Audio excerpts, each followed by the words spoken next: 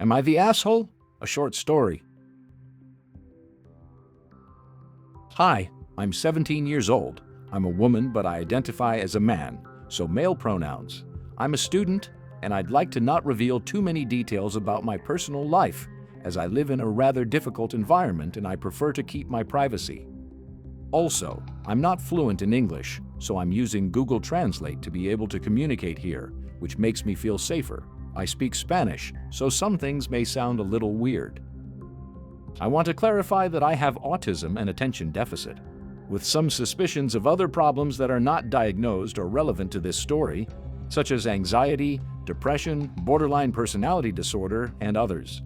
Although it is not my intention to focus on this, it is important to say it because my way of seeing and processing things may be a little different, and perhaps that has influenced my perception of certain events.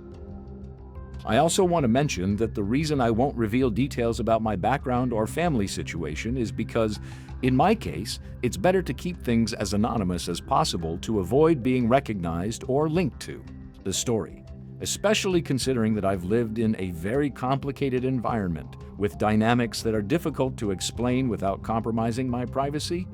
Throughout the story, you're going to read about some delicate and difficult topics, and while I won't go into explicit details, I do want to warn that things like abusive situations and toxic behavior will be discussed. I don't expect everything to be perfectly understood, but I would like to get an outside perspective on what happened. Since I was little, I grew up in a house where my dad was very focused on his work, so I hardly saw him.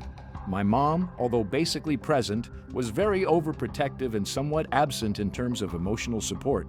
Throughout my childhood, I felt like I didn't fit in well with either of them, which left me a little lost and looking for my place elsewhere. As a result, I spent a lot of time alone, and since I had a phone, being little, it was on the internet where I found a space to connect with people who shared some of my interests, because although my relationship with my parents was different, complicated, with my father loving me like a father would but not being present for me, and with my mother, although she loved me back like a mother would, I felt like I couldn't talk to her about what was really going on with me, so because of that, one of those other sides was the internet.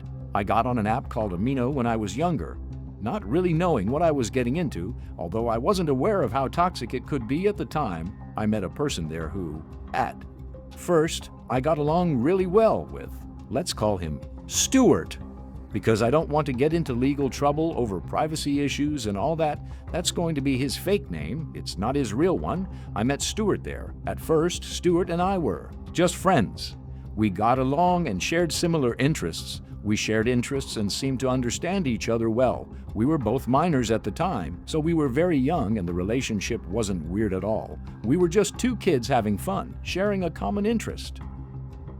We shared a lot of things and I felt comfortable with him. At that time, there was nothing weird about the relationship, just a sincere friendship. However, after a while, I stopped using the app and lost contact with him. The contact with Stuart was for a few years. To be honest, I didn't think about it much, as I was more focused on my life and the world outside the internet. A few years passed, and after losing contact with Stuart, in that time, my life changed a bit. I started to mature, get to know myself better, and go out more.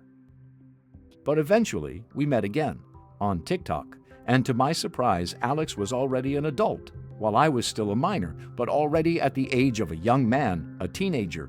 While he was a teenager close to being an adult, reaching the age of majority, 18, he contacted me when he was, 15 years old. Despite the age difference, we tried to resume the relationship in some way, because the connection we had in the past made me want to give it a chance and made me very happy at the time. But then, at first, everything seemed fine. However, I soon began to notice that the dynamic between us was changing.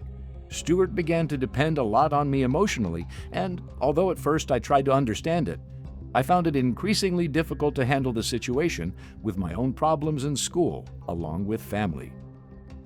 Things started to go wrong. The first thing I noticed was that Stuart began to talk about very serious issues, such as self-harm and suicide. It was something I didn't know how to handle. I felt trapped because I didn't want to ignore him. But at the same time, the emotional pressure was affecting me a lot.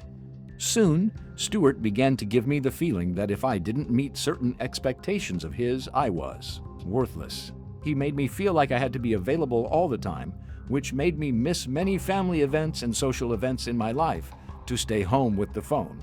With him, and also, due to the unsupervised use of the internet in my childhood, I had developed hypersexuality, so since he loved me, we started to pass pictures and talk to each other in a suggestive way, in friendship, because I felt that it gave me comfort to know that I was loved, and at first, it was consensual by both parties.